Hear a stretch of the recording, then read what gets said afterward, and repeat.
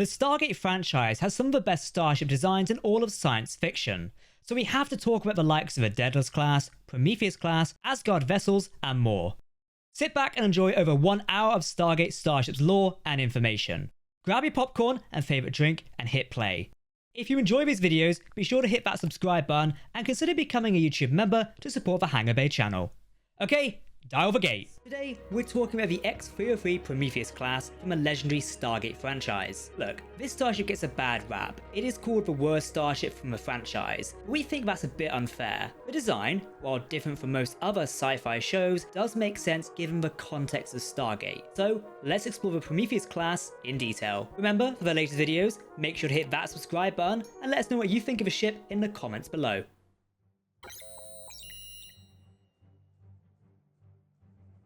The X-303 represented humanity's first interstellar capital ship. While the X-302 hyperspace fighter would combat the likes of the Goa'uld Death Glider, Stargate Command needed something to go up against the Hangar class of vessel. The X-303 was designed using both Earth-based and alien technology. Speaking of the design, this was based on that of a traditional Earth naval aircraft carrier, which would perhaps explain the odd-looking shape of the Prometheus, compared to that of more traditional sci-fi vessels. The X-303 came in at a length of 195 meters, with a width of 80 meters and a height of 65 meters. The starship design was capable of both sublight travel and hyperspace travel, where it could reach up to half the speed of light at sublight speeds. The first hyperdrive was based on the Quadria, but this proved to be unstable. After helping him, the Asgard would provide upgrades to the Prometheus, the lead and only ship of the X-303 class. These upgrades included Asgard shields, which replaced the Goa'uld designed shields previously used. The Asgard also installed new hyperdrive technology, which solved the issue of the Quadria. Finally, the Asgard also installed their transporter system. This allowed beaming on and off of both personnel and equipment, but also allowed for whole buildings to be beamed up on occasion. Speaking of transport, the X-303 was also equipped with transportation rings, which could interact with Goa'uld and ancient transport rings. Landing gear were fitted to the X-303, allowing the ship to land on alien planets, as well as dock within its landing bay on Earth. The tripodal landing gear system featured 1 leg in the front area of the vessel design and 2 in the rear section. This did leave the midsection of the starship without any support. The landing process of the X-303 was assisted with the anti-gravity pod. In an interesting communication design, Prometheus was fitted with traditional telephones in the corridors to allow for inter-ship communication. Eventually, humanity would move to use wireless radio headsets, typically worn by ship personnel and visiting SG teams. The comms array for the X-303 was placed on the rear section of the ship. 2 hangar bays were fitted on the starship. 8 F-302 interceptors could be launched from the starship, with 4 in each bay. While being designed for Earth's fighters, the bays could also hold Death Gliders. There were also cargo bays located on the ship design. This was at least 22 feet high to allow for loading and unloading of cargo. The X-303 was armed with 16 railguns. These would be used for ship-to-ship combat and were effective enough to take out a Death Glider in just a few shots. They'd also be able to go up against both Alkesh and Hataks. To complement the railguns, the X-303 was fitted with missile batteries, 12 to be specific. These missiles were designed to combat fighters like the Death Gliders, but also provide more options for ship-to-ship combat. On occasion, the Prometheus also carried nuclear warheads that had been enhanced with Naquadah. The X-303 was in construction in the early 2000s, located in the hangar bay in Nevada by Area 51 R&D. To facilitate the construction of such a large project, work was subcontracted by the United States to civilian companies, without revealing the true nature of the project. During the construction, the X-303 was hijacked by rogue NID agents. They negotiated and demanded the release of a previously arrested Colonel Frank Simmons and a Goa'uld-infested Adrian Conrad, both who had been captured and placed under arrest previously. A hostage crisis broke out, and the hijackers successfully launched the X-303 into orbit, intending to steal the ship. Thankfully, Colonel Jack O'Neill and Teal'c of SG-1 were able to retake the ship and defeat the hijackers. This happened just in time for the Asgard to borrow the ship and skeleton crew for a mission. In return for the completion of a mission to the former Asgard homeworld of Hala, the advanced race refitted Prometheus with new shields as a show of gratitude. Due to their policy, the Asgard refused to fit weapons onto Prometheus. As the ship had not been officially commissioned, the X-303 project name of Prometheus stuck. The ship was then officially commissioned as Prometheus of the X-303 class. However, Colonel Neil would protests that the ship should have been called Enterprise, rather than a Greek tragedy. The ship was still in testing around 2003, now under command of Colonel William Ronson. Their attempted test of a Naquadria reactor core to enable the ship to travel through hyperspace resulted in a critical failure. Prometheus dropped out of hyperspace prematurely, and the crew had to eject the reactor core. Unfortunately, again, the local planet below where the core was detonated saw this as a hostile act and attempted to destroy Prometheus. The Starship was able to land for repairs and successfully negotiate with the planet of Tigria to locate their Stargate so that humanity could return home. With the lack of a reactor core, Prometheus was effectively stranded on Tigria. Thankfully, a year later, using a hyperdrive of a captured Alkesh bomber, the ship was on her way home, albeit underpowered. When Anubis launched an all-out attack on Earth, Prometheus was the only spaceship Stargate Command had to defend the planet. Prometheus was placed under recently reassigned Major General George S. Hammond's command, who took the ship and went to Antarctica to aid SG-1, who had recently discovered the location of an ancient outpost. Prometheus engaged the forces of Anubis and successfully defended SG-1 while they got to work. With their weapons being depleted and losing fighters, General Hammond opted to take the fight to the enemy. Prometheus broke off a defense of SG-1's location, once they were clear, and headed straight for Anubis' mothership. As shields were draining and fearing no other solution, Hammond ordered the ship to bridge for a collision. Thankfully, Colonel Neo activated a weapon platform and successfully defeated Anubis' fleet, saving Prometheus from a collision course. Prometheus was assigned a new commander, Colonel Lionel Pendergast. Due to the lack of a reliable hyperdrive, the ship was tasked with orbital patrols and the defense of Earth. Prometheus would aid Stargate Command during the Full Alert incident, in which he successfully destroyed an Alkesh being used by the rogue organization known as the Trust. After this, the Asgard finally installed their hyperdrive technology on board Prometheus. This new tech led General Hammond to borrow Prometheus for an expedition to the Pegasus galaxy. The goal was to find out what happened to the Atlantis expedition, as it had been sent out by Earth but had no contact with them. Unfortunately, this mission was a failure, as the ship was hijacked by the pirate known as Vala Maldoran. Eventually, Prometheus was recaptured, but had to return to Earth due to hull damage. Prometheus initially played a role in the Ori incursion into the known galaxy. She aided SG-1 in locating the ancient treasure vault under the Glastonbury Tor. The ship would later play a role in the Battle of Kalana, where the Ori attempted to build a beachhead by way of constructing a supergate. This was a front for their impending invasion of the Milky Way galaxy. Thankfully, the ship and crew were able to stop this by thanks to Vala Maldoran, who successfully destabilized the supergate. Unfortunately, Prometheus was short-lived. The Battle of Tagus would be her last engagement. After the disappearance of SG-1's Dr. Daniel Jackson, Prometheus was dispatched of SG-1 and Colonel Pendergast. Upon arrival, they detected an Ori satellite, which belonged to one of the factions on the planet known as the Rand Protectorate. Detecting a power build-up, Prometheus fired upon the satellite. Unfortunately, the Ori had installed shields which prevented any damage. Provoked by the attack, Rand used the satellite to return the fire. The firepower of the satellite quickly overwhelmed Prometheus' Asgard shields and pierced the hull, causing critical hull damage. Colonel Mitchell scrambled F-302 fighters, but they were of little use. Another shot crippled Prometheus further, causing decks to decompress, and some crew killed or vented into space. Ultimately, with the satellite recharging for another shot, Colonel Pendergast ordered the evacuation of the crew using the Asgard transport beams. The crew were beamed off the ship. Having already taken 3 shots to the hull, Prometheus was critically damaged. The fourth and final shot split the neck of the X-303 before the overload caused massive explosions, ripping through the hull. Colonel Pendergast and 39 members of the crew died as a result. This marked the first Tari ship to have been destroyed in a battle. Eventually, the X-303 became the BC-303, which was the production model of the Prometheus-class. Although Prometheus did play a major role in both the Tari Goa Old War and the Ori Crusade, humanity opted to produce more of the BC-304 Daedalus-class, leaving Prometheus as the sole vessel ever made and the class obsolete. The BC-304, known as Odyssey, would be launched under the command of Paul Emerson and take the role as Earth's flagship. Prometheus was introduced in the episode of the same name for Stargate SG-1, which was written by Joseph Malozzi and Paul Mully. Prometheus was imagined by the show's writers as Earth's answers to the Hatak mothership. In interviews, Paul Mully mentioned how he wanted something exactly opposite to the Goa Old design. It appears executive producer Brad Wright wanted a set of objects that could be interacted with by actors, hence why the ship has a lot of screens, buttons, and flashing lights. Production designer Bridget McGuire began work 5 weeks before filming commenced on the episode. McGuire focused on the idea of a contemporary seagoing military craft that would inform both the interior and exterior of the ship design. She was aided in her design work by assistant art director Nolene Tobin. They researched a collection of reference images and schematics to help the process. The goal was to incorporate many features that were seen in military vessels and adapt them for space travel. McGuire specifically wanted to ensure that there were low ceilings and confined spaces. It gave the vibe of a submarine and aircraft control towers being blended into the ship design. Once basic sketches were complete, McGuire presented them to art directors Peter Bondaris and James Robbins. Both of these team members then built upon McGuire's ideas, which provided a final look at what would be Prometheus. Robbins took responsibility for developing the exterior schematics and interior workings of the ship. He purposely chose function over form,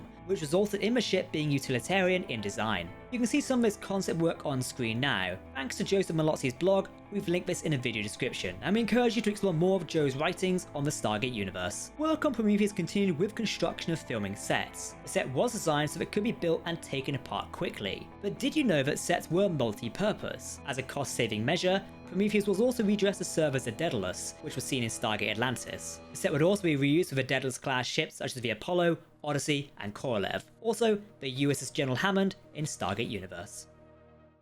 Today, we're talking about the Wraith Cruiser escort vessels seen in Stargate Atlantis. Typically, these starships were seen escorting the larger Wraith Hive ships. However, they could operate well on their own and were capable of subjugating planets and playing a role in ship-to-ship combat. But what is the technical, historical, and behind-the-scenes information on this starship? Let's take a look at the Wraith Cruiser from Stargate. Remember, for the latest videos, make sure to hit that subscribe button. While you're watching, let me know what you would name a Wraith Cruiser. I think it has to be menacing. Let us know what you think of the ship in the comments below. The Wraith Cruiser shared visual similarities to the larger design of a Wraith Hive ship. However, the cruiser was considerably smaller. It came in at a length of 600 meters, with a width of 353 meters and a height of 134 meters. Still a formidable enemy in space combat. The exact size of a Wraith Cruiser is something we'll discuss later in the behind the scenes section of the video, mainly as it can be confusing due to errors. The cruisers typically escort hive ships. For example, when a Wraith Hive ship is assaulting other hives or enemy contacts, the Wraith Cruiser can easily maneuver around and take on enemies from behind. In the operations of culling human worlds, the cruisers can also enter the atmosphere to assist in the capture of humans. Beyond this, the Wraith Cruiser also operates as a patrol ship. Often, these are deployed to investigate disturbances in Wraith territory.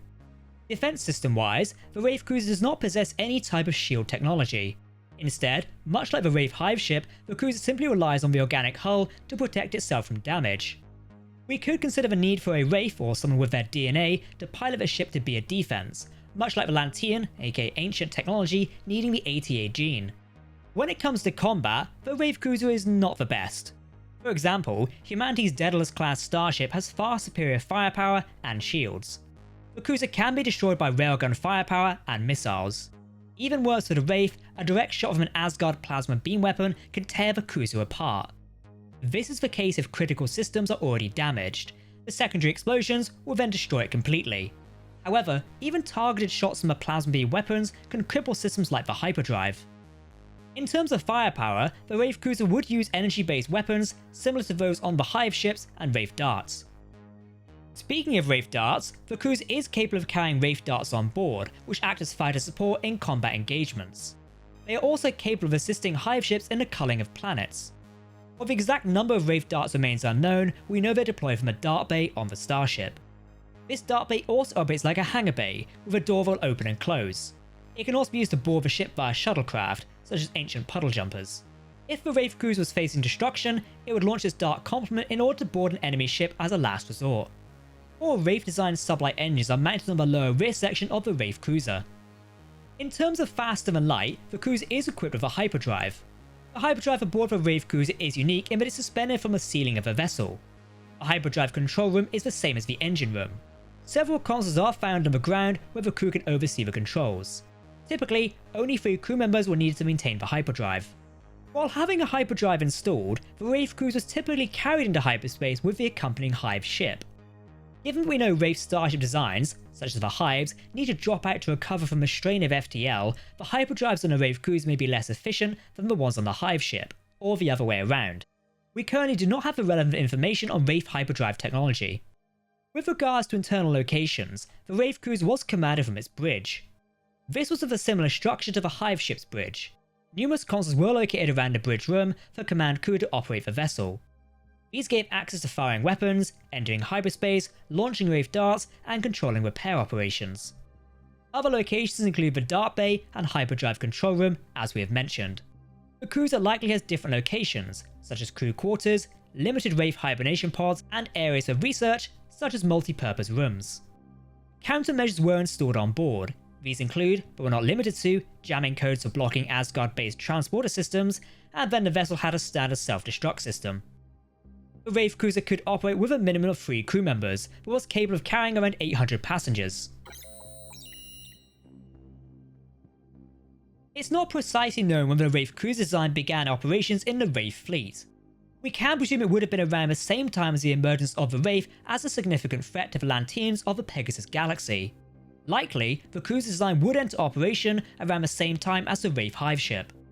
In 2005, the Atlantis expedition first started encountering Wraith cruisers alongside their larger Hive ships. 3 Wraith Hive ships were escorted by 9 Wraith cruisers when they culled Oren's homeworld. Major John Shepard and Taylor O'Margan witnessed this while being blocked from escaping through the Stargate. During the Battle of Atlantis, several cruisers would survive the conflict following the arrival of the BC-304 Daedalus. When the Hive ships they were escorting were destroyed, the Wraith cruisers evacuated via hyperspace and retreated elsewhere. Most likely, they regrouped with other forces.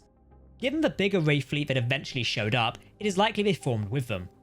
John Shepard's team encountered a Wraith cruiser on the planet Valesia.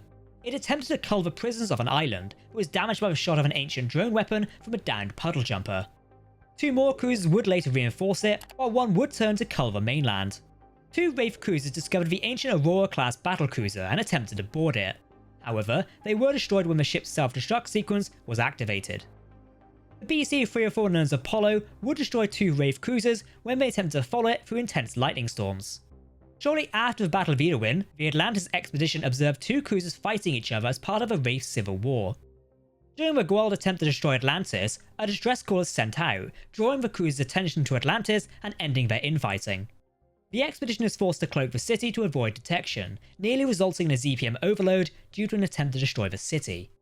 The attempt is averted, and the 2 cruisers are fooled by the cloak and debris left on the shore of Lantia's mainland, with a transmitter making it appear to the cruisers as if a distress signal came from a transmitter left in the debris.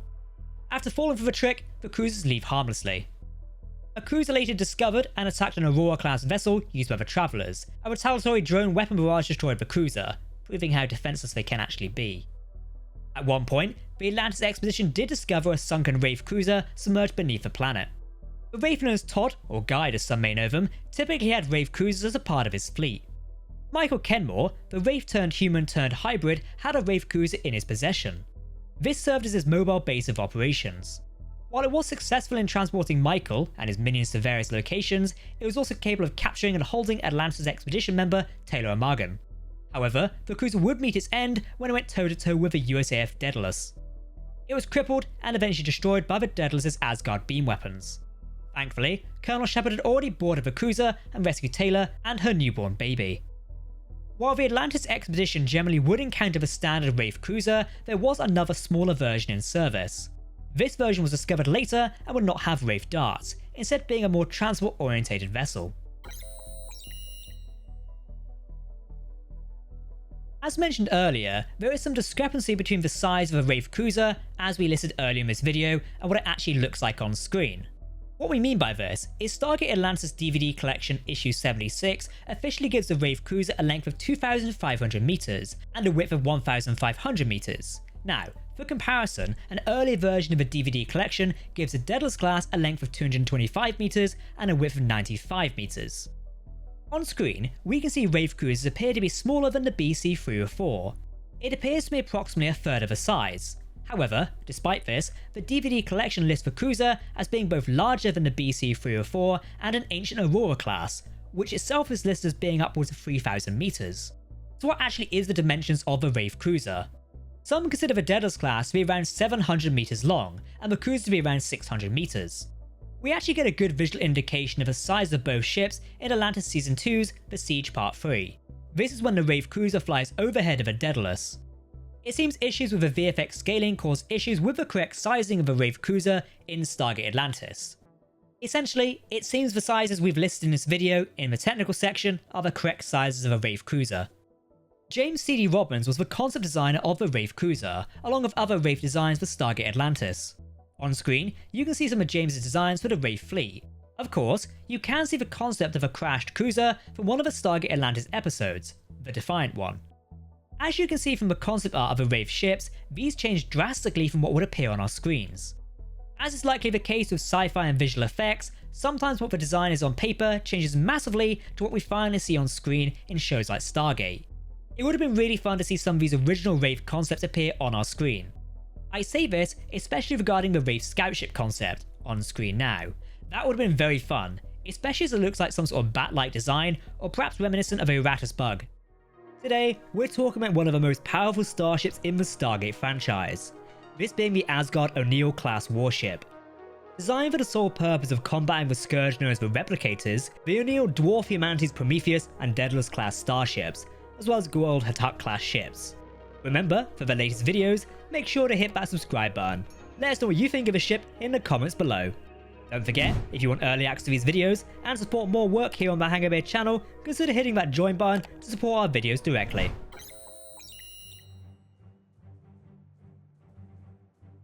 At a length of 1,500 meters, with a width of 700 meters, the O'Neill-class ship was designed and constructed as one of the most advanced warships in the Asgard fleet. While operating for general warfare, the ship was primarily designed to fight the Replicators. As such, the warship was heavily armed and defended with the latest Asgard technology. The O'Neill-class design would share the same aesthetics as other Asgard starship designs. For example, it featured smooth, curving lines and a parallel set of projections. Overall, the design was similar to the Asgard class.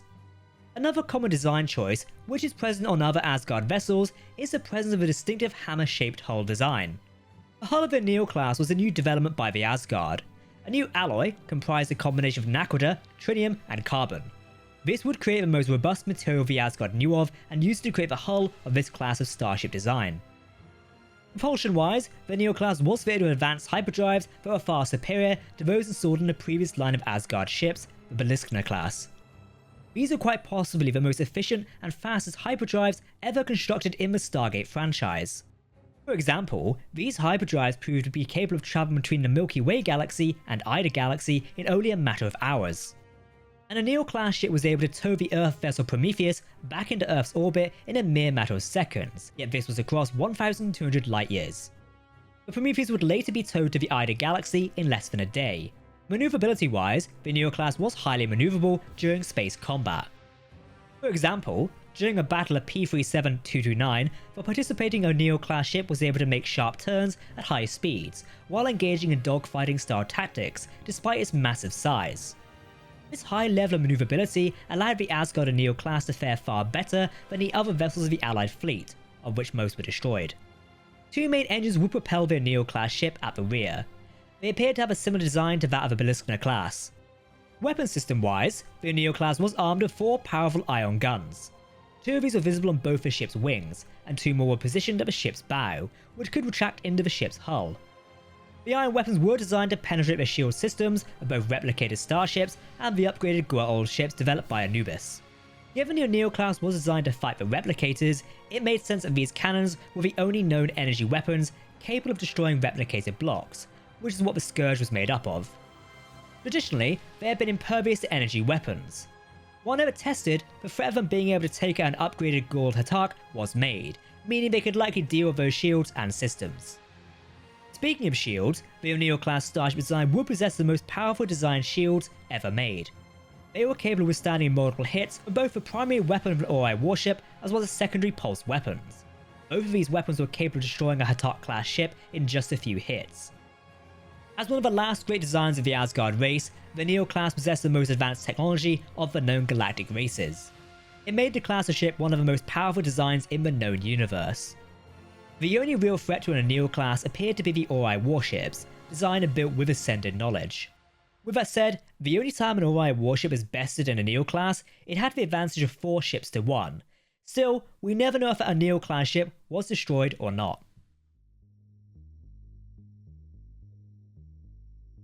While the Ballista-class ship was a stable point of the Asgard fleet by the 2000s and had served the race for some time, the design was aging. As shown by the return of a world known as Anubis, the Ballista-class ships soon began to show their age. As such, with the rise of new threats like the return of Anubis and the constant threat of the replicators, the Asgard developed the O'Neill-class to be the most powerful warship design. Primarily designed and built to combat the replicator threat and allow the Asgard to gain the upper hand. The ship class was named in honor of the human United States Air Force officer Jack O'Neill. The class of ship appeared to be in its final phase of construction on the planet of Othalia in the year 2000. This was around the same time that the replicator crisis reached a new height, as the Scourge targeted the Asgard homeworld. The O'Neill class was designed as the last great hope, yet with it not being ready, many Asgard feared this would be the end for them. Thankfully, with help from Major Samantha Carter, the O'Neill ultimately did win the day. Using the incomplete O'Neill on a remote guidance, Carter convinced the Asgard to take the ship into hyperspace, so that the replicators would follow in their own ships. Once they did follow, they rigged the O'Neill to self-destruct and destroy the pursuing replicator starships. They were easily destroyed due to their shields being unable to activate while in hyperspace. Supreme Commander 4 was initially horrified at this idea, but was eventually convinced, and the plan succeeded. The Asgard fleet would later possess a number of these new ship designs. They slowly became a mainstay of the Asgard fleet for hostile engagements with other species, showing that the Ballista-class was slowly being phased out. In 2002, at least 3 O'Neill-class starships were online and operational. When the world known as Osiris successfully attacked a Ballista-class ship commanded by 4 and destroyed it, SG-1 were asked to attend the site and extract an Asgard scientist known as Heimdall. With that mission complete, the SG-1 team also managed to save 4 who Osiris had captured. While attempting to escape the planet in a Goa'uld Teltak, the team came under fire from Anubis' attack. Thankfully, Freya of the Asgard fleet arrived with 3 O'Neill-class starships and quickly warned the Goa'uld that these ships could destroy them. The Goa'uld retreated, clearly knowing they were no match for 3 Asgard vessels of superior design than the one they destroyed. Later that year, following his recovery, Supreme Commander 4 would take command of an O'Neill-class starship. No name is known for this starship, we simply refer to it as 4's ship.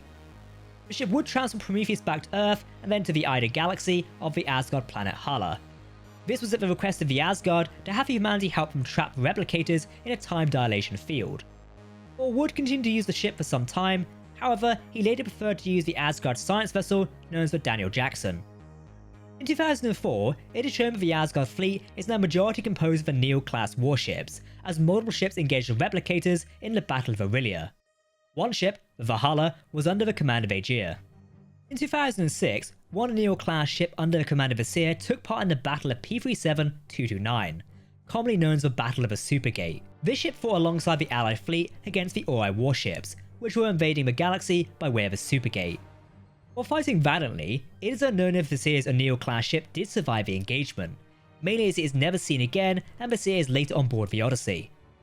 Multiple O'Neill-class ships were known to exist. These included the O'Neill, Freya's O'Neill-class, Visir's O'Neill, the Valhalla, and Thor's O'Neill. We can presume that along with the rest of the Asgard technology and fleet, the O'Neill-class ships were completely destroyed when the race committed mass suicide in 2007. The race could no longer repair the genetic degradation caused by the continuous recloning. The O'Neill-class Asgard starship is introduced in the Stargate SG-1 Season 4 premiere episode, Small Victories, which is presented as a brand new design and the last great hope of the Asgard race. Since then, it has become a familiar sight amongst the fleet of the Asgard race. In Stargate SG-1, we don't know what happened to Visir's O'Neill-class ship. While its apparent destruction is up in the air, its size also appears to be an issue. This was likely an issue with the special effects in the Stargate SG-1 episode, or was simply changed for some reason. For example, the O'Neill-class is shown to have a massive starship design but is way more extensive than the BC-304 and the Goa'uld Teltak-class, yet in the Battle of the Supergate, it is smaller than it usually is. For example, it's comparable to a BC-304 class design. It's interesting, but perhaps just a scaling issue. We do know Stargate has a few of them. Today, we're talking about Stargate's best starship class, the BC-304 Daedalus-class. Following the destruction of Prometheus, this ship design became humanity's go-to for interstellar travel, exploration, battles, and whatever else they needed. Even killing gods, it seems. But what makes the Daedalus-class so good? Remember, for the latest videos, make sure to hit that subscribe button. Let us know what you think of this ship in the comments below.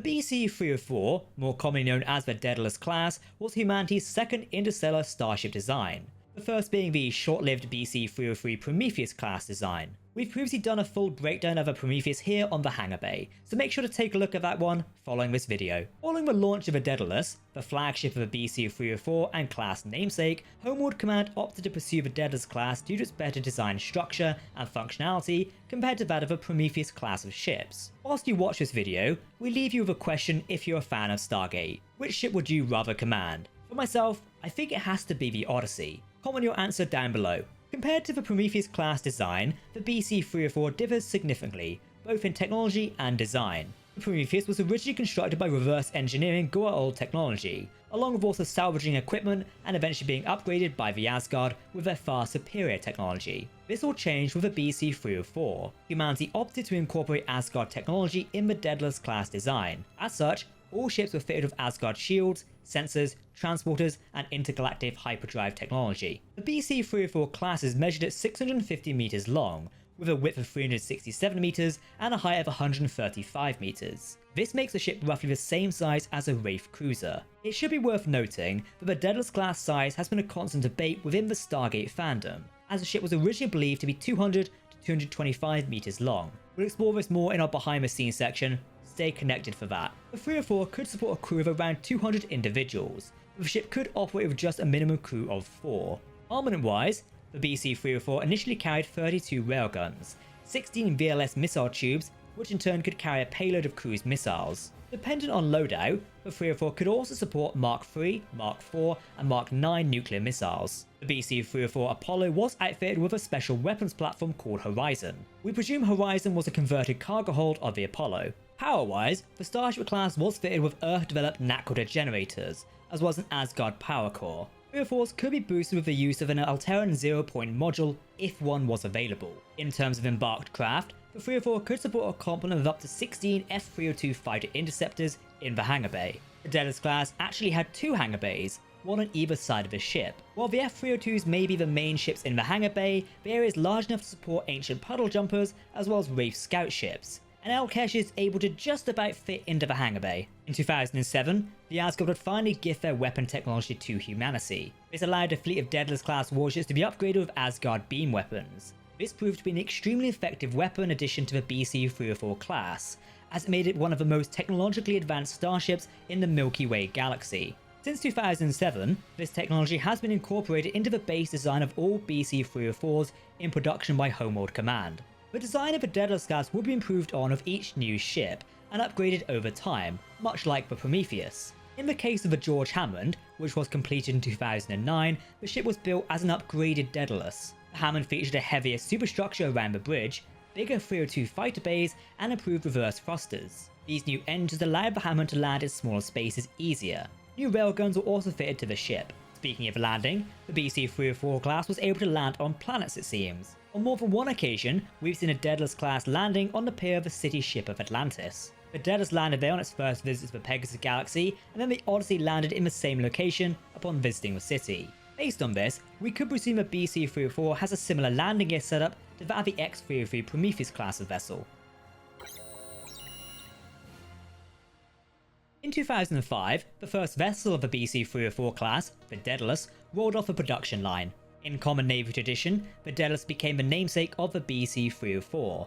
As such, the class is also referred to as the Daedalus-class battlecruiser. Construction of new BC-304s was a top priority for Stargate Command and Homeworld Command, with 70% of the program funding being transferred to the project. Each vessel would cost around $7 billion. The Daedalus was immediately assigned to the Pegasus galaxy to assist the Atlantis expedition in the now growing conflict with the Wraith. The Daedalus was commanded by Colonel Stephen Caldwell and played a vital role in supporting the Atlantis expedition on many occasions. The ship made regular trips between Earth and the Pegasus galaxy to re-up and resupply the city of Atlantis and the expedition contingent over its years of operation. While stationed above Atlantis, Colonel Caldwell would use the Daedalus to aid the expedition in their missions in the Pegasus galaxy. A notable engagement of the Daedalus was the Battle of Azurus. Backed up by the BC-304 Apollo, the Daedalus and the Alliance fleet of Wraith and Traveller vessels successfully launched an attack on Azurus and destroyed the planet. By this time, the ship was fitted with the new Asgard beam weapons, and would act as a fleet flagship to coordinate the battle. Colonel Caldwell worked with Atlantis Expedition Commander Colonel Samantha Carter to ensure all went smoothly. Following this, the Daedalus would still support the Atlantis expedition for years to come. After Atlantis returned to the Pegasus Galaxy, Daedalus would operate in shifts with the USS George Hammond to support the city of Atlantis in its renewed war against the Wraith.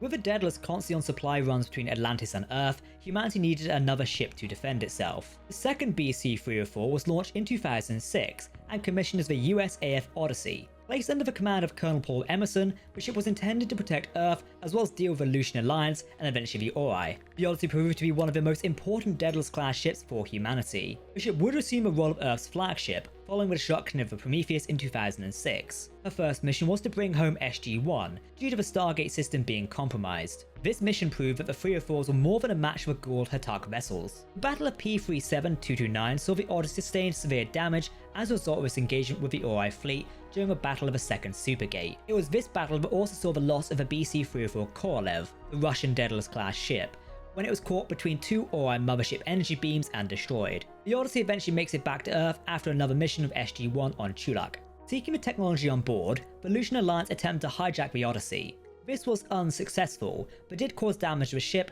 as well as the death of Colonel Paul Emerson, the ship's commanding officer. With his murder, Earth officially declared war on the Aleutian Alliance. Following the death of Colonel Emerson, a new commanding officer was installed on the Odyssey, Colonel Ian Davidson. Davidson was relieved of command in 2007. Major General Henry Landry would take command of the ship and take it to the Asgard homeworld of Aurelia. There, at the Asgard's request, the Odyssey was refitted with the most advanced Asgard technology, including new power cores and beam weapons. With the legacy of the Asgard installed, the race committed mass suicide to avoid their knowledge falling into the wrong hands. Odyssey would have to prove its worth, as the Ori relentlessly hunted them down. Thankfully, the upgrades proved very useful in combating the Ori's previously overwhelming starships. Colonel Cameron Mitchell of SG-1 would take command of the Odyssey for a mission into the Alteran home galaxy, in search of the Ark of Truth. In 2009, the Odyssey was dispatched on a secret mission that even Daedalus' Colonel Stephen Caldwell did not know about. This was actually related to the Icarus base establishment. Later in 2007, the USS Apollo was launched and stationed around Earth due to the potential of an Ori attack. While the attack never took place, the ship was eventually tasked to aid the Atlantis expedition in the expanded conflict with the Wraith, which now included the Azurans as well. With the onset of 2009, the Sun Tzu was launched into service by China. This ship would see immediate action alongside the USS Apollo as both ships joined engaged the Wraith superhive in the Sol system, intending to cut off the superpowered ship before it could reach Earth. Unfortunately, both ships failed in their attempt to stop the hive and were crippled, with the Sun Tzu being left adrift in space. It is unknown if Homeworld Command ever salvaged the Sun Tzu. In the later stage of 2009, Earth completed its 6th 304, launched as the USS George Hammond, which will honour the former commander of Stargate Command, General George S. Hammond. The ship would be placed under the command of Colonel Samantha Carter, a veteran of the Stargate program and its flagship team of SG-1. The Hammond was immediately pressed into service, where it would defend Icarus base and take part in other Aleutian Alliance conflicts. The Hammond would find itself assigned to the Pegasus Galaxy following return of the Atlantis expedition. But how could we forget the Phoenix? In an alternate timeline shown in Stargate Atlantis, the 6th BC-304 ship was named the Phoenix. This ship was also commanded by Colonel Samantha Carter, but would be destroyed in the war of Michael Kenmore's forces. Carter was killed in the process, but thankfully, this was an alternative timeline. As of 2010, 6 Daedalus-class ships are in service to humanity: the Daedalus, Odyssey, Korolev, Apollo, Sun Tzu, and George Hammond. The Sun Tzu is operated by the Chinese government, while the short-lived Korolev was operated by the Russian Federation, before its destruction at the hands of the Ori. Let's talk about the size of the Daedalus class. It's a common debate in the Stargate fandom, mainly as there is conflicting information sources. Most recently, an infographic created by Stargate Now, a fan-run Facebook community, was later posted by executive producer Joseph Malozzi on Reddit. This infographic gives the BC-304's dimensions as the one we use for this video post. It lists the Daedalus class as 650 meters in length, 367 meters in width, and 135 meters in height. It will make it around the same size as a Wraith cruiser. This infographic used high-resolution image from renders of screen-used studio models. As such, all the size measurements are from official 3D screen-used studio models. However, the original Stargate DVD collection did not reference the screen-used models for their scaling. This creates a difference in the size and dimensions of the Daedalus. The original DVD seems to suggest the ship class could be somewhere between 200 meters and 225 meters in length. For context, the Gerald R. Ford class aircraft carrier is around 337 meters long. The DVDs for Stargate are officially licensed and considered canon, With Joseph Malozzi's posting the infographic on Reddit, it does call into question which dimensions of the Daedalus are the real and confirmed ones. Personally, I like to think the Daedalus coming in at 650 meters in length sorta adds up with it being the same size as a Wraith cruiser. We see both ships interact on a very close deal in Stargate Atlantis. During the Siege Part 3, a Wraith cruiser attempts to board the Daedalus by flying overhead. You can see here in these scenes, it basically looks like they are the same size within reason. So that's our thoughts on that. The Daedalus was initially imagined as an improved version of the Prometheus. However, art director Peter Bernardus reimagined the Daedalus as its own new class of ship. You may or may not know that the Stargate production team took a cost-saving measure with the Daedalus-class. While it became somewhat obvious, the production team redressed the set of Prometheus to serve as the Earth ship Daedalus. The same set is used for the other Daedalus-class ships, just with a few variations. In 2010, after the first season of Stargate Universe, the set was taken down and eventually dismantled for auction.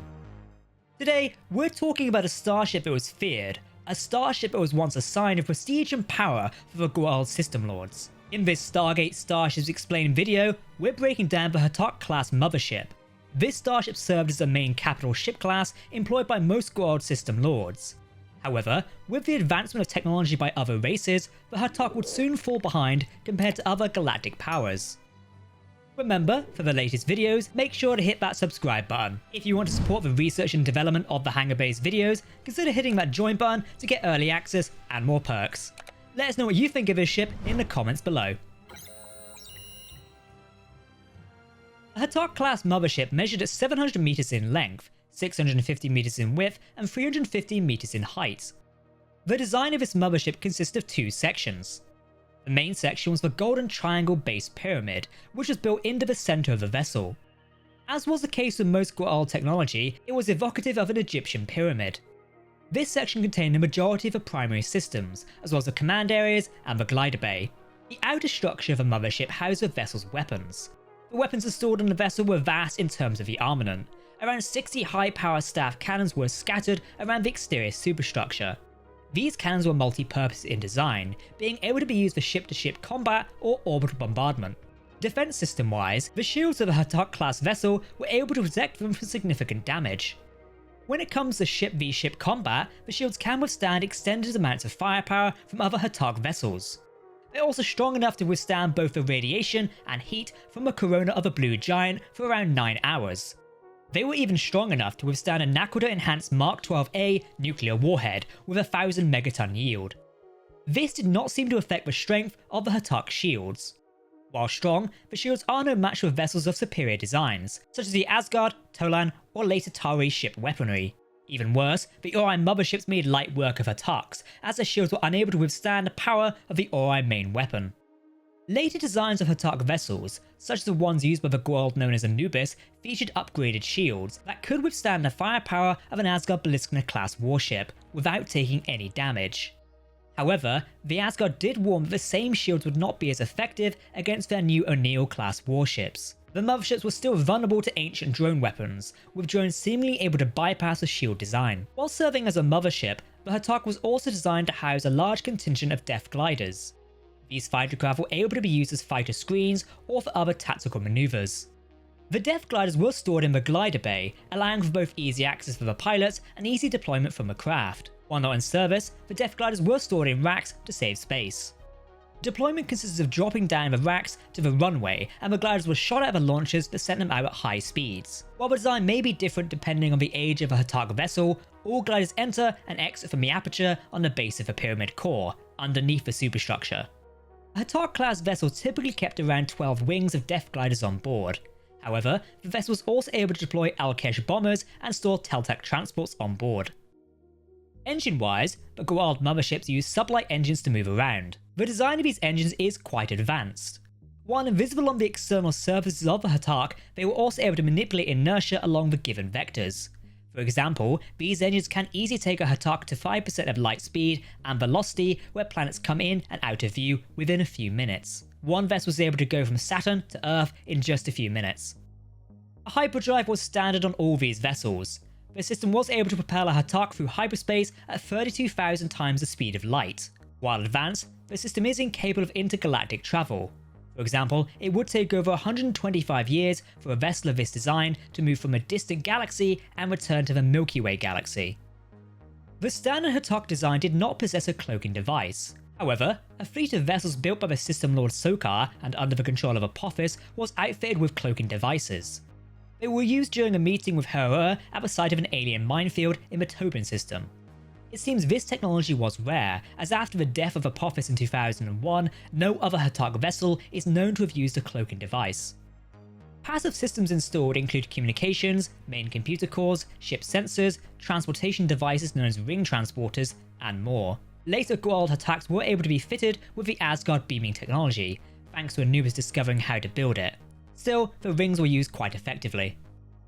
One of the key interior locations of the Hatak was the Peltak, which would be the bridge of a mothership. This location was built into the pyramid core and positioned slightly above the superstructure to avoid obstructing the view into space. The position of a Peltak designated the front of the vessel. Once again, depending on the age and design of the Hatak, the design of the bridge area varies from ship to ship. The main difference is the size. The main controls for the Starship are also located here. Other locations included the cargo room, which stored weapons, treasure, nakoda, or whatever else the Goa'uld fancied transporting around.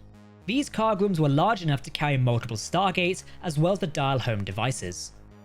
Hatak could be dialed as a gate location when it was orbiting a planet. However, the gate was useless when it was in space, and the vessel was travelling around. While little is known about the power core of a Hatak vessel, it is, at the very least, powered by nakoda-based systems.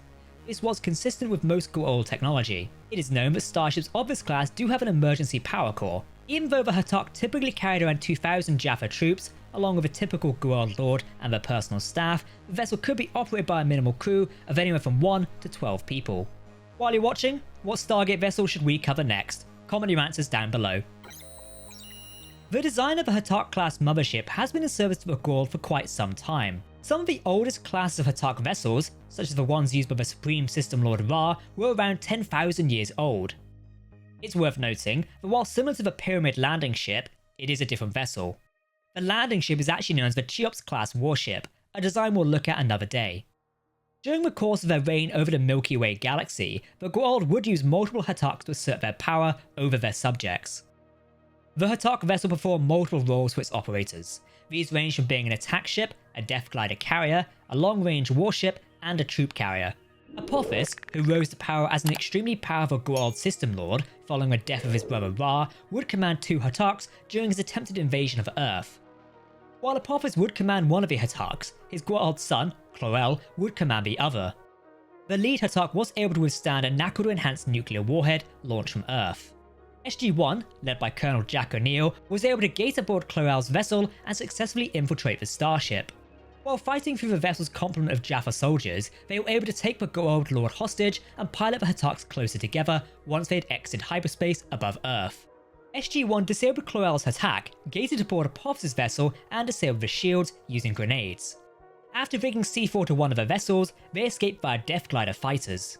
The C4 detonated, with Chlorel's vessel exploding and destroying Apophis's Hatak in the process via way of an aftershock. SG-1 and other members of Stargate Command frequently went up against Goa'uld Hatak-class vessels. As the power grew and they forged alliances with the Tok'ra and members of the growing Jaffa rebellion, they were slowly but surely able to counter the threat of the motherships. Many times, these vessels were boarded by SG teams in an attempt to either hijack or disable them. A few were captured by Stargate Command's flagship team, SG-1, but lost shortly afterwards. In 2004, System Lord Anubis would attempt to eliminate Earth via way of his amassed Goa'uld fleet. While he would command the starships from his mothership, which was a unique design, the rest of his fleet were made up of around 30 plus Hatak vessels. These arrived in Earth orbit, where Anubis would dispatch 3 Hatak vessels to eliminate the USS Nimitz battle group. His force of Death Gliders and Alkesh were then dispatched to Antarctica to stop SG-1. While the Earth vessel Prometheus, which had expended her ordnance, attempted to make a last stand against the Goa'uld fleet, the Hataks targeted the vessel and the outpost location. Thankfully for the population of Earth, the Prometheus crew, and SG-1, Colonel Jack O'Neill was able to activate the ancient Antarctica weapons platform and deploy ancient drone weapons to take out the fleet. The superior firepower made light work of the Goa'uld fleet, destroying all Hataks and Anubis' mothership in the process. With the death of many Goa'uld system lords, the Jaffa and Tok'ra were able to rise up and free themselves from the enslavement of their masters. As such, they would go on to use many of their former oppressors' technology, including the Hatak warships, as the primary space vessel. Master Braytak and Teal'c would both use Hatak-class vessels at various times. As humanity eventually launched their new Daedalus-class warships, the Hataks did not pose as big of a threat to Earth as they once did. While still not able to cripple a mothership, vessels like the Odyssey could still hold their own against the feared warship design. The Battle of P3Y-229, otherwise known as the Battle of the Supergate, saw the Free Jaffa Nation, Tok'ra, and the Lucian Alliance dispatch a combined fleet of 13 Hataks to combat the Ori threat. Alongside 2 Daedalus-class battlecruisers from Earth and 1 Asgard warship, the Allied fleet made a valiant stand against the invading forces. Unfortunately, 12 of the Hatak vessels, along with the Earth vessel Korolev, were all lost in the engagement. Following the downfall of the Goa'uld system lords and the grip on the galaxy falling apart, the Lucian Alliance would eventually use the Hatak motherships to enforce their control on the planets. Multiple Lucian Alliance-controlled Hataks would later attack Icarus Base, an outpost under the command of Atari. Thankfully for humanity, the outpost was defended by troops on the ground, and the USS George Hammond was in orbit. The Hatak's bombardment of the planet caused the core of the world, which was made of Naquadria, to become unstable. The core went critical after Icarus-based personnel used the Stargate to dial the Destiny. Hammond was able to escape, but when the planet exploded, all 3 Hataks were caught in the explosion and destroyed along with the other Lucian Alliance forces. It's worth noting that due to the long operation of the Hatak-class design, many different variations of the ship have come and gone. For example, some exist mainly as transport vessels for the purpose of planetary invasions, while others were configured for ship-to-ship combat. It seems it depends on the intended use of the design, as well as the battle plans of the commanding officer or system lord. The Goa'uld Hatak would first appear in Stargate SG-1 Season 1, Episode 15. During its first appearance, the starship is identified as a Goa'uld attack ship. The design properly appears in the Season 1 episode, There But the Grace of God. From there on out, it becomes a familiar sight in the Stargate franchise. The design of the Hatak was conceived by illustrator Ken Rabel, under the supervision of production designer Richard Hoodlin and Stargate SG-1 art director Bridget McGuire. Sadly, Ken passed away after a battle of ALS while working on the series known as Arrow. You can see some of Ken's Hatak-class concept artwork on screen now. That's our complete breakdown of a Hatak-class vessel from the Stargate franchise. What did you think of this vessel? Is it one you would command, or do you prefer another race's designs? Today, we're talking about the BC-304 Daedalus-class in Stargate. The Daedalus-class battlecruiser was the most advanced series of vessels in the newly launched human fleet. It combined human technology with alien technology, creating one of the strongest battlecruisers in the known galaxy. Remember, for the latest videos, make sure to hit that subscribe button. While you're watching, comment what you would name a BC-304 Daedalus-class. I like the best ones. And if you like supporting our content here on the Hangar Bay, consider hitting that join button to allow us to keep developing these videos. Okay, let's go. The first BC-304 Daedalus class is simply known as the Daedalus, given that it was the first off the line. Placed under the command of Colonel Stephen Caldwell, this BC-304 would find itself taking up the role of supporting the Atlantis expedition in the Pegasus galaxy. This meant routinely travelling between Earth, in the Milky Way galaxy, and Atlantis, the city of the ancients, in the Pegasus galaxy. This journey between galaxies often lasted 3 weeks each way. However, the Daedalus could sometimes make use of the ancient zero-point modular energy device to allow for more power to the hyperdrive. Daedalus took part in the siege of Atlantis, where it successfully pushed back a Wraith assault on the city. Taking the fight to the alien species, the Daedalus ambushed a Wraith fleet and used its installed Asgard transporter beams to deploy nuclear warheads over to the ships. This attack was limited, with only 2 Wraith hive ships being destroyed before the alien force deployed jamming technology. The Daedalus was routinely involved in ferrying crew and cargo to and from Atlantis. While stationed in orbit above the city, the Starship and its crew would be at the disposal of the Atlantis expedition. Sometimes, this involved simple exploration missions, such as discovering a destroyed ancient Aurora-class warship or evacuating the population of a planet. The Daedalus fell into a trap laid by the Wraith. While Atlantis allied with them, it was eventually broken off as the Wraith hive ships made their way to Earth. The Daedalus was ambushed by the hives, taking minor damage but also launching its F-302 attack wing under the command of Colonel Shepard. Following the disastrous battle, the Daedalus returned to Atlantis where it quickly realised that the hive ships were actually heading for Earth. With Earth unable to send ships of its own to counter the threat, Dr. Elizabeth Weir decides to redeploy the Daedalus, accompanied by the ancient warship Orion, to stop the Hive ships before they can reach Earth. Daedalus catches up to the Wraith Hive ships in the void and immediately opens fire. The Orion then arrives and manages to destroy one ship, before also being destroyed by firepower from a surviving Hive ship. The Daedalus can cause damage to the remaining Hive, but it takes even more severe damage itself. With failing life support, the Daedalus crew beam over a retrovirus to the remaining Wraith Hive and board the vessel. Following the capture of the Hive ship, the Daedalus crew can repair life support, but hyperdrive remains offline. After the ship's hyperdrive is repaired, the Daedalus is carried back to Atlantis in its dart bay. Upon arrival, Daedalus disembarks from the Hive ship and lands at Atlantis to begin its extensive repairs to the severely damaged ship. The Battle of Azuras saw the Daedalus, alongside one of her sister ships, the BC-304 Apollo, which we'll talk about in a minute, team up with the Wraith and Traveller forces to combat the Azuran threat.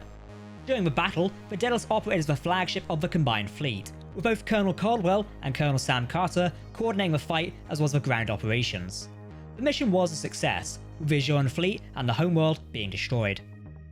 During the crusade of a Wraith-turned-human-turned hybrid known as Michael, the Daedalus played a significant role in stopping his plans. At one point, the ship went head-to-head with his cruiser and was able to inflict heavy damage. The human vessel eventually catches up with Michael and his vessel, inflicting severe damage to the Wraith cruiser's hyperdrive systems, managing to stop his escape. While sustaining damage, the Daedalus can complete the mission. The BC-304 was hijacked at one point by the Wraith. During the Atera device conflict, an onboard delegation of Wraith, the Daedalus, was able to stun the crew and seize control of the vessel. The ancient device known as the Atera device was capable of destroying Wraith Hive ships and vessels when they entered hyperspace. Due to this, the Wraith known as Todd seized control of the Daedalus and took it to the location of the lab. Unable to use the Daedalus as weapons, the Wraith opted to have the Starship, with the crew still on board, ram the base on the planet. Thankfully, the crew recovered and were able to regain control of the vessel, with a little bit of help from Lieutenant Colonel Shepard. In 2009, the Daedalus went up against a Wraith Super Hive Starship.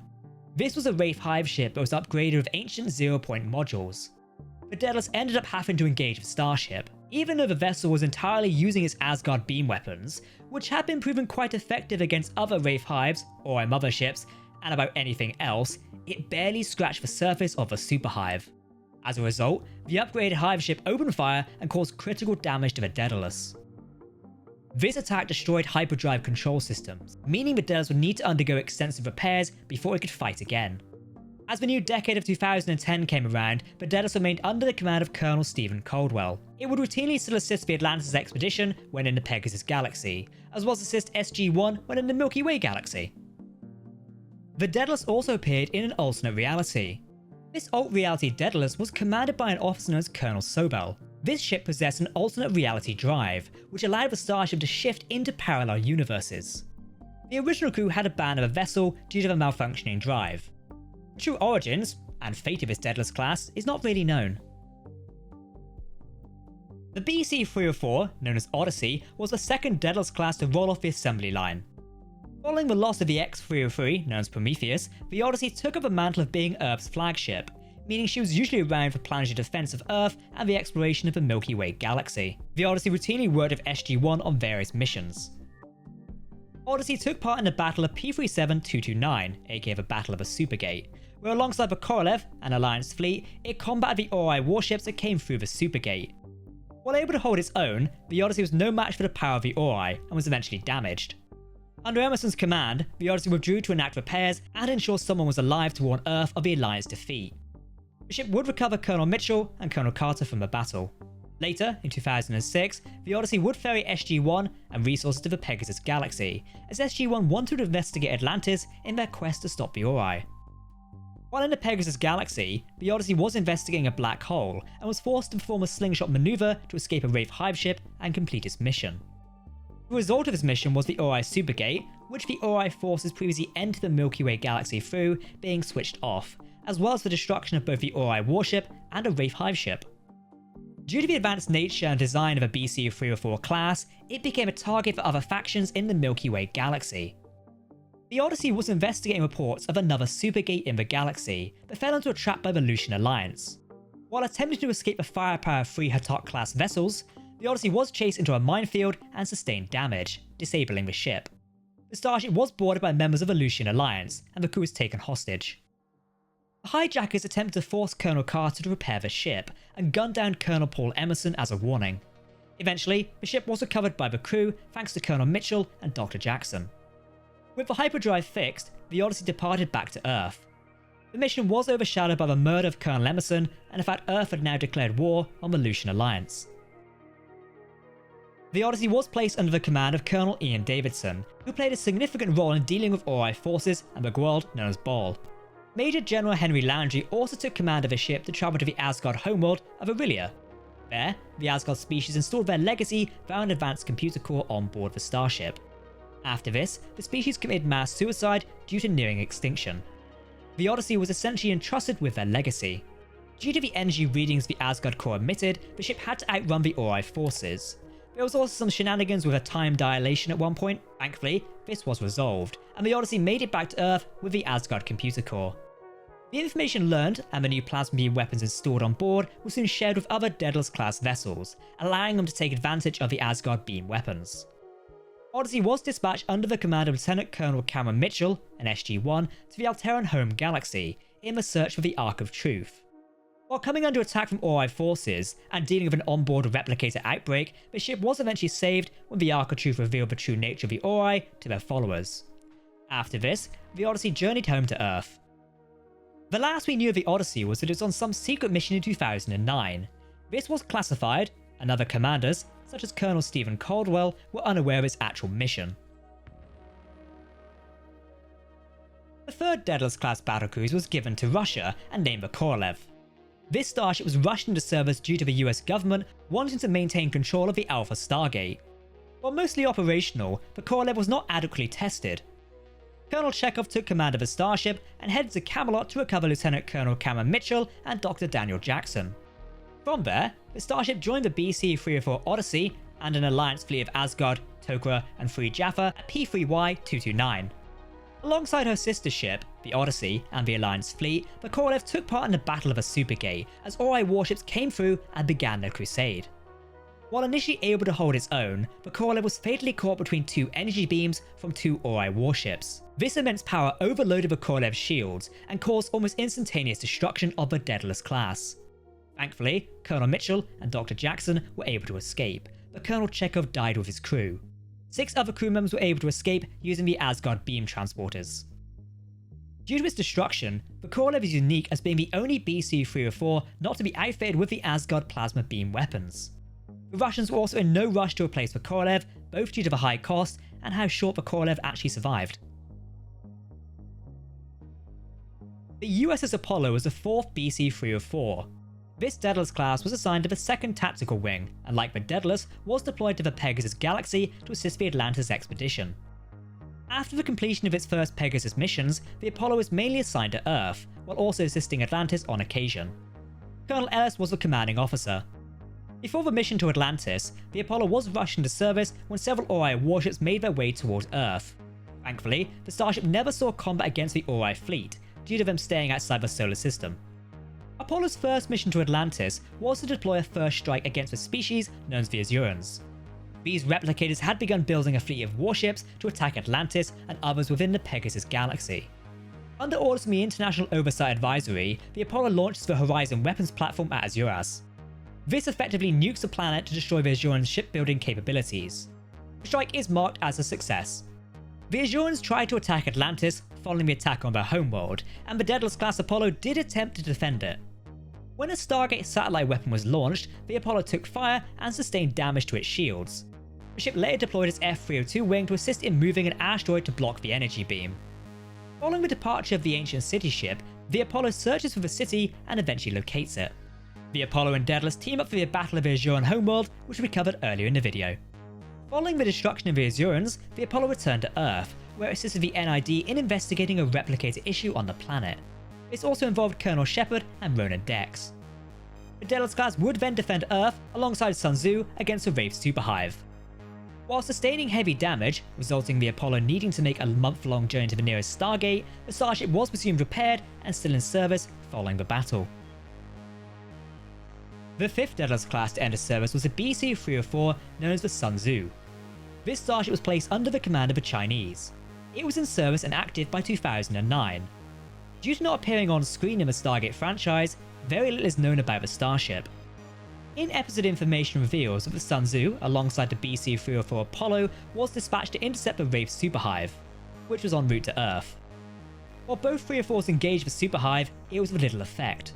The Apollo was badly damaged, losing her engines. However, the Sun Tzu sustained the worst damage, with a crippled hull and venting atmosphere. Most of the ship's crew evacuated to the Apollo. It's not quite clear what happened to this Daedalus-class. A book titled Stargate Atlanta's Legacy Homecoming informs us that this BC-304 remains abandoned in space, being too severely damaged to be repaired. While still not being salvaged, it is possible that the Sun Tzu is damaged beyond repair. This would make it the second BC-304 to be destroyed or not in service, following the Korolev. The latest BC-304 to enter service is the USS George Hammond. While originally intended to be named the USS Phoenix, the BC-304 was eventually renamed to the Hammond to honour the late General George S. Hammond. The Hammond was the 6th BC-304 class of ship to be built, and the 4th under the command of the United States Air Force and Homeworld Command. Colonel Samantha Carter was placed in command of the Hammond. The Hammond was unique in that it was an upgraded version of the base BC-304 model.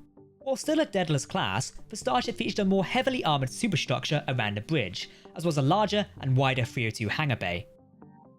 Taking lessons from the Odyssey and Daedalus, improved reverse thrusters were installed. This made it easier for the Hammond to land in smaller spaces compared to her sister ships. Due to these upgrades, as well as the command style of Colonel Carter, the Wraith considered the Hammond to be deadlier than any other human vessel they had encountered. We don't see much of the Hammond on screen, only appearing in Stargate Universe on small occasions. However, the ship plays a large role in the books of the Stargate franchise. The Hammond goes head-to-head with a Wraith on multiple occasions, becoming the first BC-304 to destroy a Wraith hive ship without using nuclear weapons or Asgard plasma beam weapons. In an alternate timeline, the George Hammond was initially commissioned as the USS Phoenix. The Starship was rushed into service as a 6th Daedalus-class warship. It was sent to support the Atlantis expedition in the efforts to repel Michael's assault on the human population of the Pegasus galaxy. Due to being rushed into service, many systems on board were not finished. As such, Colonel Carter and Dr. Rodney McKay were tasked with ensuring the ship was battle-ready. Once she was, Colonel Carter took command of the Phoenix and took the warship into battle with Michael. While effective at destroying the Wraith hive ships, the success of the Phoenix was ultimately short-lived. While Michael's fleet had sustained heavy losses, an ambush was organised. The Phoenix responded to a distress call, which was fake, resulting in the Starship being ambushed and caught off guard. The Phoenix took heavy damage, losing its Asgard beam weapons almost right away. While conventional weapons were used, the ship's engines were overloaded due to the sustained intensity of the firepower. Colonel Carter ordered the crew to abandon ship, while she stayed on board to ensure everyone got off. In one final effort, Carter set a collision course with one of the Wraith hives. The Phoenix collided with the hive ship, resulting in the Daedalus-class's destruction, and the production of a shockwave that took out all the other hive ships that were in the battle. Thankfully, this alternate future was wiped away, so the George Hammond is the real ship. Today, we're talking about Stargate's best fighter craft design, and that means of course we're talking about humanity's F-302 Fighter Interceptor. It is a design of human origin, and has proven again and again how instrumental it is in the defense of both human starships, like the Daedalus, and also offensive engagements against Wraith darts and other small craft. That being said, the F-302 can score crippling hits to larger starship designs as well. So how did this craft come about? In today's Hangar Bay video, we dive into the technical, story, and behind the scenes content of the F-302 Interceptor. Remember to hit that subscribe button for the latest videos. While you're watching this video, answer my question in the comments. Which is your favourite Stargate series and why? Of course, let us know what you think of this ship in the comments below.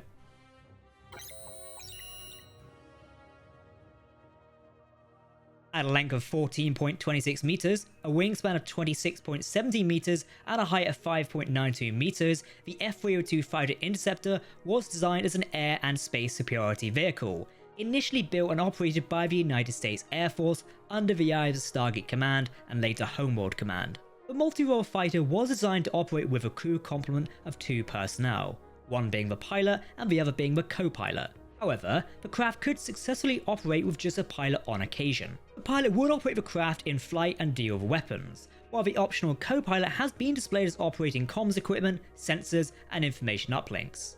The second seat is able to operate the F-302 as the pilot can pass control over. While able to operate from Air Force bases and stations, F-302s were typically assigned to the Prometheus or the fleet of Daedalus-class warships. Depending on the mission configuration, these ships could carry one or more squadrons. The F-302s can be used for planetary defense of Earth and Atlantis, and also stationed off-world in locations such as the Alpha Site or Icarus base. While designed for combat, the F-302 is versatile. It can also transport and deploy objects like satellites into orbit. This was done via a small payload docking bay on the underside of the craft. Engine system-wise, the F-302 had 4 different sets of engines. The first are air-breathing jet engines, then we've got modified aerospikes for high altitude, a rocket booster, and finally a hyperspace window generator. While other fighters like the Goa'uld Death Glider cannot fit a hyperdrive on board, the F-302 uses an quadria to power the hyperdrive window. The hyperdrive is also more compact, and as such, allows the ship to open brief hyperspace windows. Combining the F-302 engine systems and her inertial dampeners means piloting the fighter interceptor feels like flying a 747 but maneuvers like flying an FA-22 fighter jet. These dampeners give the F-302 increased maneuverability and protects the pilots. They reduce the craft's mass and cancel out the G-forces felt by the crew. Thanks to these engines, the F-302 was capable of very short takeoffs. Now the F-302 can open a brief hyperspace window and hop further along. This ability allows the craft to make short intra-system hops. However, because the F-302 cannot maintain a hyperspace window for an extended period, the craft is incapable of prolonged interstellar travel. As such, to get an F-302 to another planet, Stargate Command has been known to disassemble the fighter interceptor and then reassemble it on the other side of the Stargate.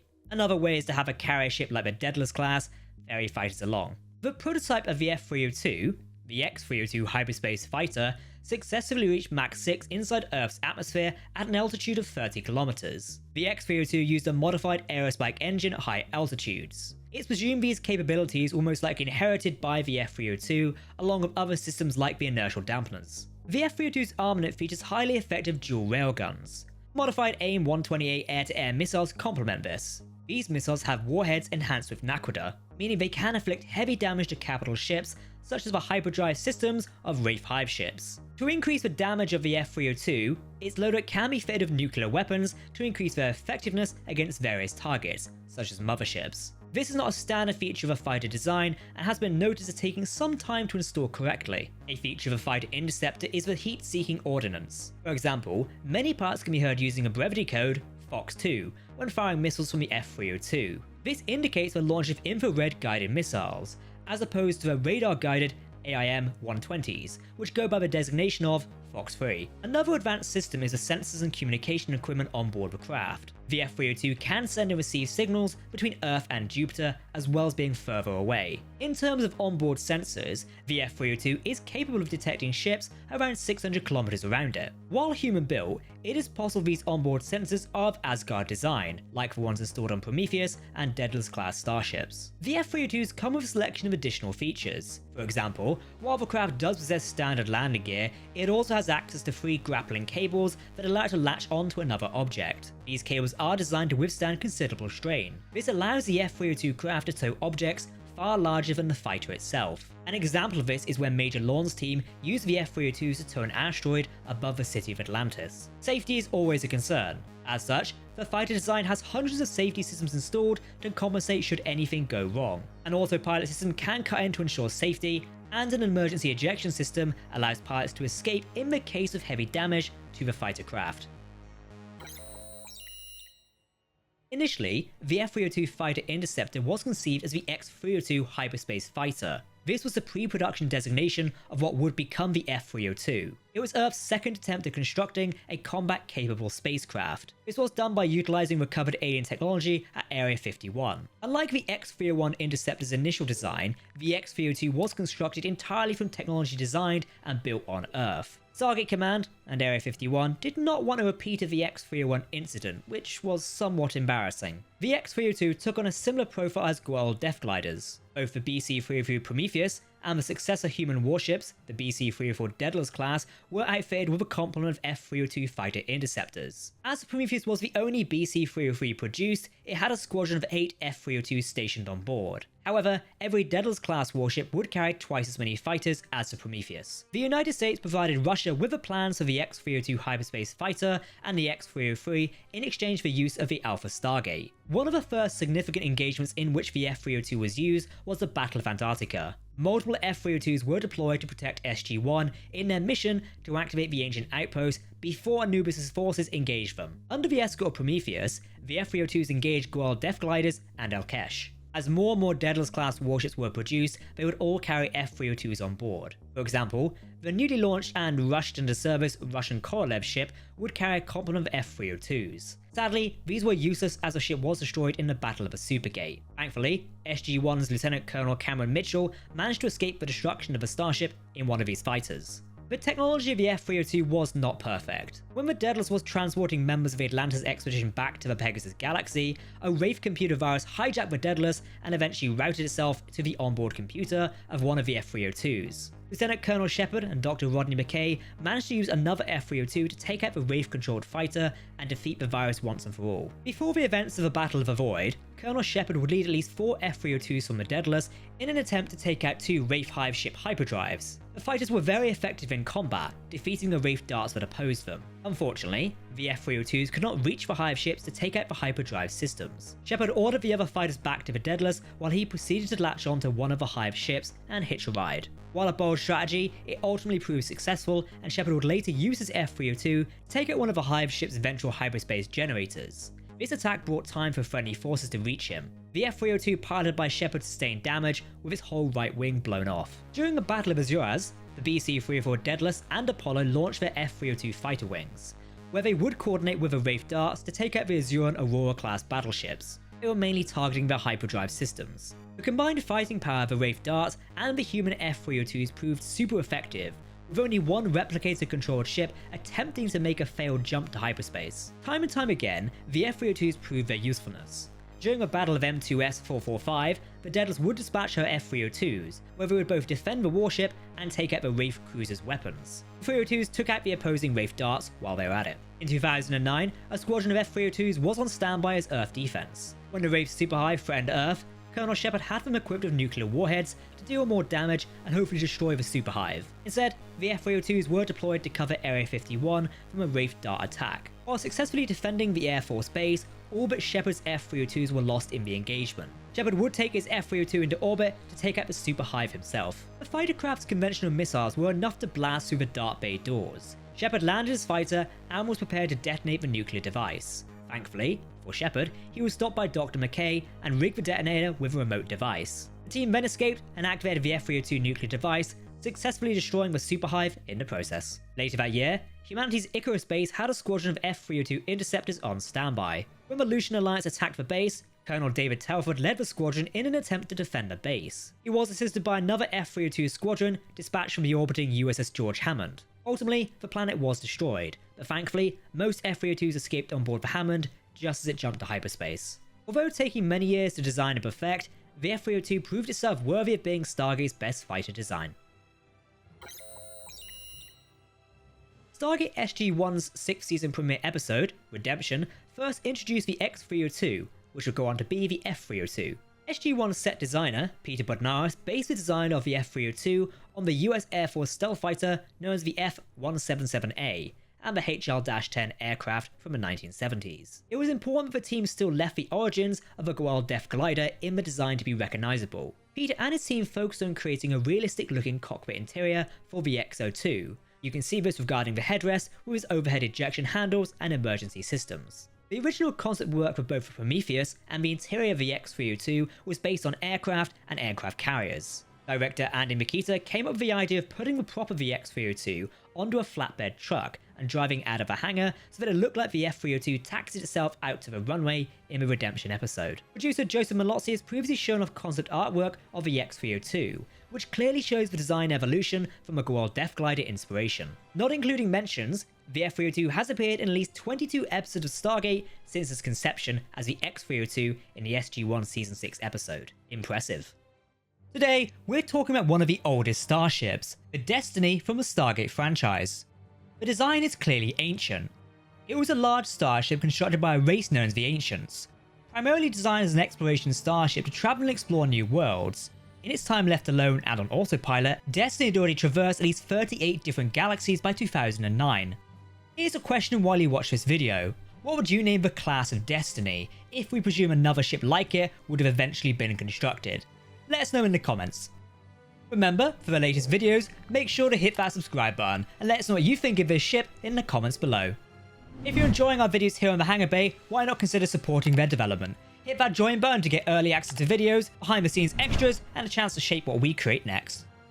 Okay, let's go. The design of the Destiny is massive. The Starship measures 747 meters in length and 518 meters in width. Destiny itself is relatively flat and triangular in shape. The left and right sides are markedly concave, while the aft portion of the ship is convexly rounded. The ship is very long and becomes narrow towards the bow. The vessel was designed to allow its creators, the Ancients, to explore the universe.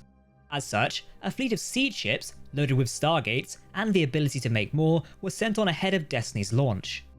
If we look at the surface of a starship, it is littered with layers of textural elements. Some of these are triple-barreled weapon turrets, which we'll speak about in a moment. There are also anti-fighter emplacements. The stern of Destiny is where her engines are located. While the ship is capable of faster than light travel, it does not appear to use what we would think of as hyperdrive engines. Instead, the vessel's drive is comprised of 16 individual units. Sublight and FTL are both functions of the same engine. It spans the full width of the stern. The design of the Starship was incredibly redundant. Of course, that is demonstrated by how long it has lasted on autopilot. However, the ship is also able to operate without every engine module in place. One unit was destroyed, but Destiny was still able to commence FTL and travel at sublight speeds. Due to sabotage, the original engine count of 16 is now 15, but the vessel seems to operate fine with 15, perhaps again showing a degree of redundancy in the design. Due to the vessel's origins, the entire Starship predates the Ancients' technology activation gene security feature. This gene would later be used on Lantean technology. Instead, Destiny uses incredibly complex master code, based on an advanced DNA sequence. It seems the Ancients locked several systems and locations, including the bridge, behind this master code.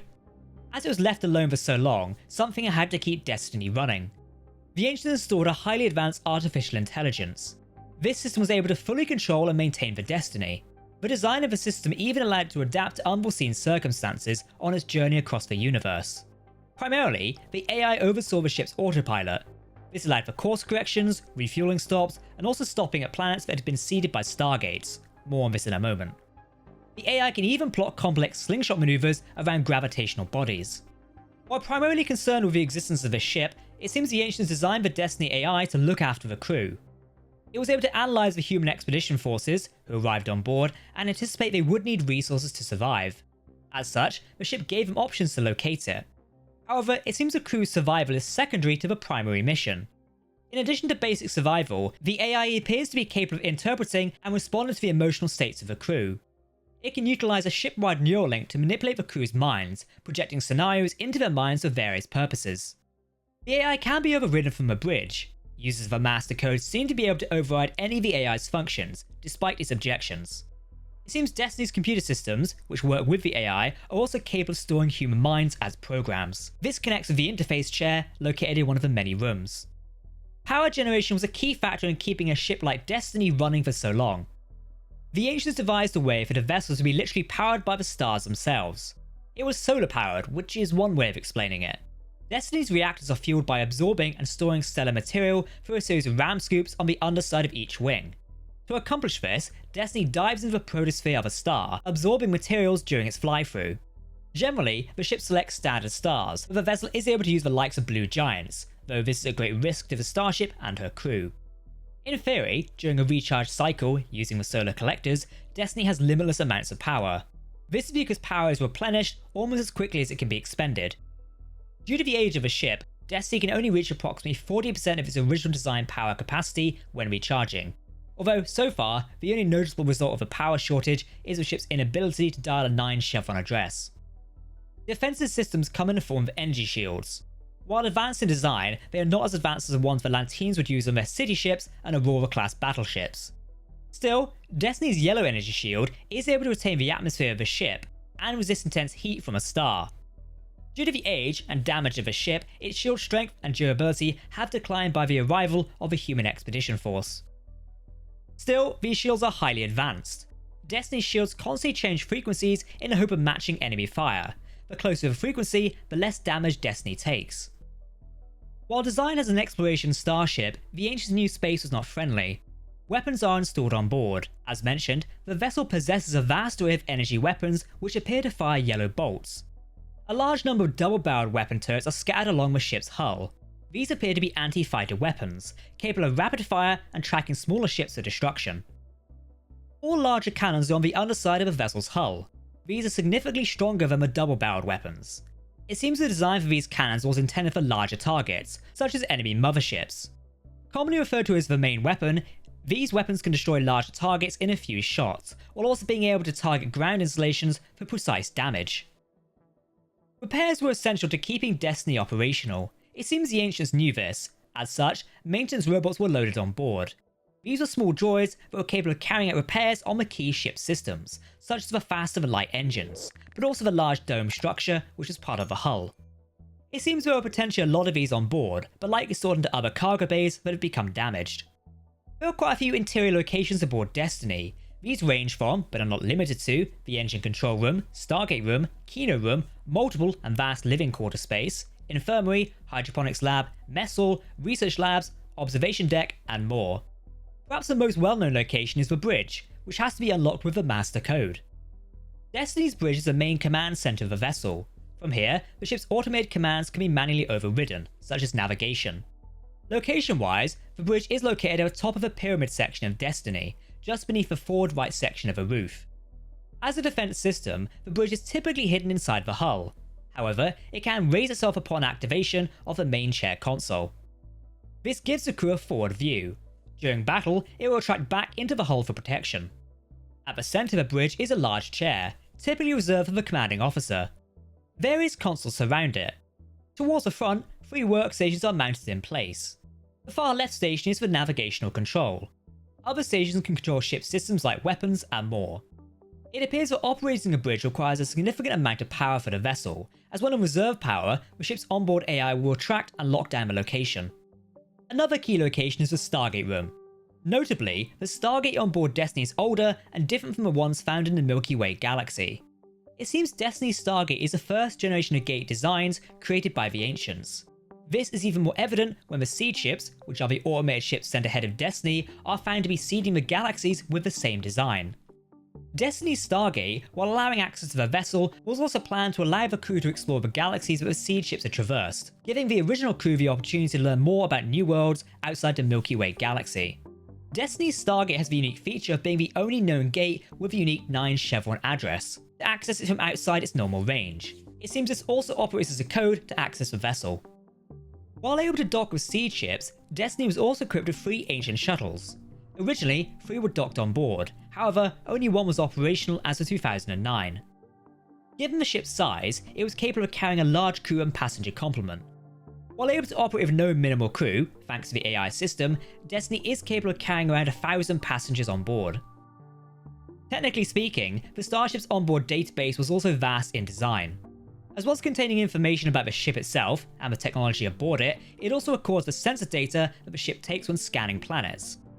Given the seed ships which are deployed by the Ancients are further ahead than Destiny, the database also maintains a subspace link to them. This allowed Destiny to be aware of where to plot its next course, in order to end up in range of newly seeded Stargates. Destiny's database also appears to be linked to the devices which are known as Kinos. These are small self-levitating orbs, designed and built by the Ancients. Their exact purpose seems to be for scouting planets dialed by the ship's Stargate. The Destiny was constructed by the Ancients around 50 million years before humanity, known by their name as the Tari, rose to explore the galaxy and the Stargate network. The Ancients designed and built the Destiny following their creation of the Stargates and the discovery of a pattern in the cosmic microwave background radiation. To investigate this unnatural pattern, the efforts of an entire generation were devoted to the construction of Destiny. Around the same time Destiny was being built, another project was competing. This was the design of the city ships. One would later be known as Atlantis. While Destiny was being constructed in an orbital shipyard around Earth, several automated smaller ships, known as the seed ships, were constructed and sent ahead of Destiny, both to explore and also seed stargates along the intended flight path of the main vessel. Eventually, Destiny was launched automatically, without a crew. The idea was it would get far away from Earth, and a dedicated team would later gate aboard via use of the Stargate. The Ancients apparently abandoned the Destiny project after they became interested in researching Ascension. Destiny was left to automatically explore the galaxy, going from planet to planet, system to system, and eventually galaxy to galaxy for tens of millions of years. During its journey exploring all these planets, systems, and galaxies alone over tens of millions of years, the ship became damaged. Without a crew to repair her or a shipyard to return to, a lot of the damage came from simple neglect. There was also evident battle damage, suggesting the ship had also seen its fair share of combat while travelling around the universe. Numerous hull breaches were present, but thankfully the shields were able to mostly compensate by sealing them off. In 2009, the Icarus-based contingent gated aboard. Their original mission was to unlock the 9th chevron of the Stargate in the Milky Way galaxy. Due to an attack by a faction known as the Lucian Alliance, the personnel at Icarus base were ordered to evacuate. Rather than dial Stargate Command on Earth, Dr. Nicholas Rush, the chief scientist, dialed the 9th chevron address. This connected to Destiny's Stargate. After evacuating Icarus base through the Stargate, the team ended up on Destiny and were stranded there, with no way back to Earth. The new Destiny crew soon discovered the ship's condition, including the lack of water and air supplies. Missions were sent to get resources for both. At a later date, the crew also discovered how Destiny recharged by way of diving into a star. Even though the ship was recharged, Destiny still had numerous offline systems and damaged sections. While sometime into their journey on board the ancient vessel, the crew came into conflict with a species known as the Nakai. They had been chasing Destiny in an attempt to uncover its secrets. Due to the pursuit of the vessel, Destiny's new crew had to fend off their attackers with a broken ship. Now Destiny also suffered sabotage. The Nakai managed to sabotage one of the faster than light engines. The crew then had to work to remove a broken engine in order for the Starship to bypass it. Destiny was then able to complete its journey to the next galaxy. The Lucian Alliance, who were the original people who attacked Icarus base, renewed their interest in Destiny. Having obtained information, they organised an attack and successfully boarded the vessel, even though Homeworld Command dispatched the USS George Hammer to stop them. Once aboard, the Alliance caused havoc, but the situation was eventually resolved. Dr. Rush eventually discovered Destiny's bridge and unlocked her key systems. After sustaining more damage due to more battles, the crew did attempt to dial Earth and evacuate while Destiny recharged inside a star. This was not a success, and even caused some timeline shenanigans, which would take quite a lot of time to explain. Anyway, fast forward some time and Destiny would be facing a massive problem. The drone forces that were previously encountered by the expedition were now hellbent on destroying the ship. They were intelligent enough to work out how Destiny got its power from the stars. As such, they began blockading stars that Destiny would recharge in. This led the crew to attempt a recharge cycle in a blue giant. With most of the crew evacuated temporarily, Destiny completed a recharge within the blue giant, although sustaining some damage in the process. Due to the drones blockading the stars in the galaxy, and with supplies running low, the crew decided to enter stasis pods and skip the rest of the galaxy. Destiny would be directed to jump to the next galaxy in an attempt to escape the drones. However, there were not enough stasis pods online. Crew member Eli Wallace was the only person who stayed out of stasis in an attempt to fix the vessel's other pods so he could join his crewmates. What became of the Destiny is currently unknown. Early on into the development of Stargate Universe, the art department and creative teams went through many design iterations to try and find the look of the Destiny. At one stage, it seems there was a circular design that was inspired by the Stargate itself. However, series creator Brad Wright eventually came up with a chevron design that would eventually become the Destiny. The set design of Destiny was vast and had a lot of working space. One of the features was adaptable walls, allowing technical aspects to be displayed, or the plain bulkheads. Production designer James Robbins once gave a tour of the Destiny well over a decade ago. Jose Perez was the chief modeler for Destiny in Stargate Universe. Work on the Starship began as the series of Stargate Atlantis was coming to an end. Visual effects supervisor Mark Savila and producers Brad Wright and Robert Cooper all gave their input. Perez kitbashed over 26 ship designs from recycled parts to come up with the look for Destiny. As Perez mentions, Wright came up with the chevron look of Destiny and the art department went from there. Early versions of Perez's Destiny included a more streamlined version. This was before applying more textures. In-house FX artists added several guns and smaller details to the sides and rear of the ship to give more visual interest. Here are some concept versions of the Destiny on screen now. That's our breakdown of the Destiny from Stargate Universe. While some may not be a big fan of its entry into the Stargate franchise, there is no denying that the design of this starship is rather cool. If you want to explore more Stargate Starships, like the BC-304 Daedalus-class, click the players on the end screen now. To keep up to date with further Hangar Bay videos, hit that subscribe button. That's the end of this video. I've been Captain Jack in the Hangar Bay. Remember, if you're talking about science fiction, we want to hear about it.